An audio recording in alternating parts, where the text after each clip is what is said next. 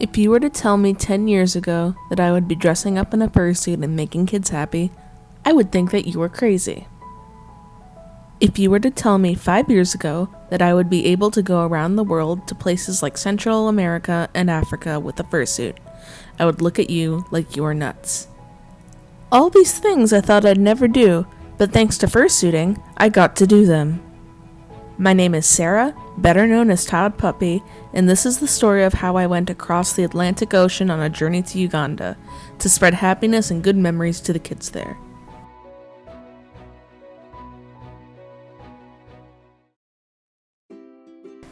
Let's begin with some background.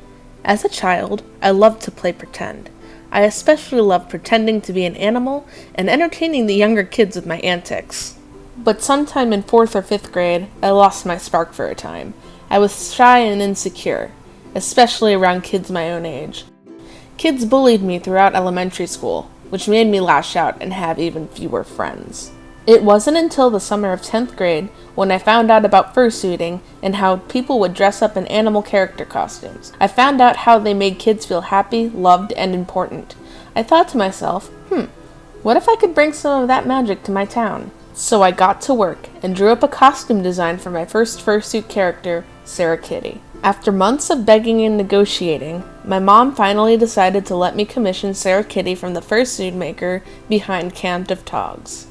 When Sarah Kitty finally arrived in early 2014, I made calls to local preschools to ask if I could visit. One of the first I went to was the RCMA preschool in Palmetto, Florida. I fell in love with performing all over again. It was amazing to see how joyful the kids were to see and interact with Sarah Kitty. A few years later, I made another costume investment. I decided to create a brand new character named Tod Puppy. Since getting him, I have traveled to Guatemala, Uganda, as well as throughout the United States, namely Atlanta, Georgia, and Hollywood, California. My spark is starting to show once again. Some of you may be wondering how I decided to go to somewhere like Uganda. Well, I had never thought of it before this previous year, but sometime in late summer of 2018, I posted on a Facebook group for people who run low-budget volunteer organizations and those who want to travel in said volunteer organizations. I posted an ad of sorts. I would come to the organization and donate my time and skills as a fursuiter. From there, I got at least a dozen messages, mostly based in various parts of Uganda. After sifting through those messages, I realized that Africa, namely Uganda, was calling to me. One of the organizations based out of Uganda specifically stood out to me. I was approached via Facebook Messenger by a man named Richard Blair, who runs Mama Dorika's Island of Happiness. This organization runs out of Bwera Town, in the Kasese district, which borders the Democratic Republic of Congo. There were quite a few other places that I considered, but Mama Dorika's Island of Happiness seemed to be the best fit. I was drawn to the fact that they assist widows, their children, and the disabled children in the vicinity. That was a mission I could get behind. However, my mother was very worried, as she should be. Uganda is currently at a travel advisory level 2, according to travel.state.gov, due to crime. Nowhere near the worst, but it's still concerning for a protected mother like mine. After a lot of coaxing, I finally convinced my mother that I would be okay to go with my friend, Charles.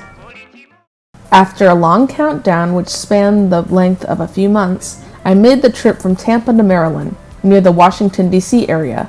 I met up with Charles and his family, and we ate at a local tapas restaurant as a sort of last supper before we left the States. The next morning, bright and early, we woke up for the car ride to Washington Dulles International Airport. From Dulles, we would fly with Emirates Airlines to Dubai, then catch a connection to Entebbe. As we flew over African airspace, I decided to watch The Lion King on my movie screen, trying to make it sink in that we were almost there. The travel time was very long, almost 20 hours of plane rides and connection time. Charles and I were basically zombies at this point, and after getting through customs in Entebbe, we finally found Richard. It was surreal. We were in Uganda. We were in Africa. After months of communicating via Facebook Messenger, we finally met Richard. I found it interesting that he found the both of us relatively quickly. Although in hindsight, we were some of the only Mzungos coming out of that airport, making us easy to spot. We got in an airport van driven by one of Richard's friends. From there, we went to the nation's capital, Kampala. It was a bustling place, with cars and foot traffic everywhere you turned. If you weren't careful, you could get lost. I have to thank Richard for keeping track of us too, as we were so tired it would have been easy to get swept up somewhere dangerous. Richard also bought us some water for the upcoming trip to Town via the Poco Poco bus line. After a pretty grueling 8+ hour bus ride in the middle of the night, listening to blaring Ugandan pop music, we finally made it to Town.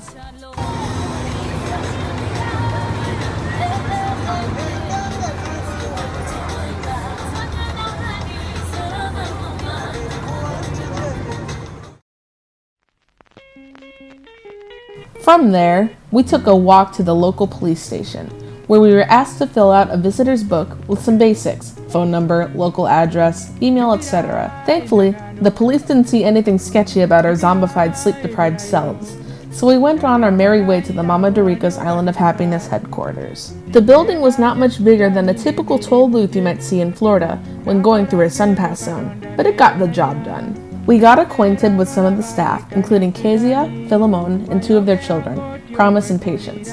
Kezia told the little girls that I was now their auntie, so as of now, I have 2 adopted nieces from Uganda. They're adorable though, so I did not mind in the slightest having the honorary auntie title. That day, we also went to our first school. Over the course of that week, we went to over half a dozen schools. They ranged from schools in the flat plains to those up in the mountains.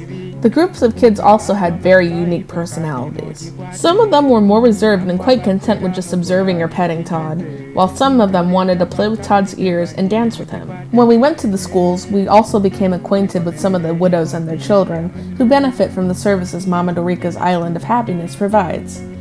Their needs were all very similar: uniforms, bed sheets, shoes, etc.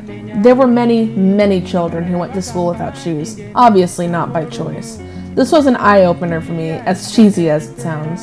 It's easy to forget how fortunate I am to live somewhere like the United States. After 4 days of multiple school visits, we spent Friday meeting some of the disabled children. It is very, very obvious that they do not get treatment or have specialists to come and diagnose them. Another common problem we noticed was the lack of their fathers, because they see disabled children as a bad omen and leave them behind for the children's mothers to take care of. There is a lot of misinformation as well, seeing as most of the children were described as having Down syndrome, when in reality, that was most likely not the case. But then again, I'm no doctor, therefore I cannot diagnose anyone. I'm just a college student who dresses up as a giant dog. This part of the trip was quite touching, even though I did not dress as Tod. I got to hug one of the girls, Irene. She was a great hugger. The kids were just so full of love. I learned a great deal on this trip. While it was similar to my trip to Guatemala in some ways, in others it was different. The language barrier was a big thing, for one. I do not speak any of the languages or dialects spoken in Uganda, which meant I had to trust Richard and the others to speak on our behalf. That was a big lesson throughout this trip: trust. We had to trust that the organization was legitimate. We had to trust that our contact would steer us in the right direction and not let anything happen to us. We had to trust the Boda Boda drivers not to crash. We had to trust that all of the children would not run away screaming from Tod Puppy. And most importantly, we need to trust that with a little help, these kids are going to be okay.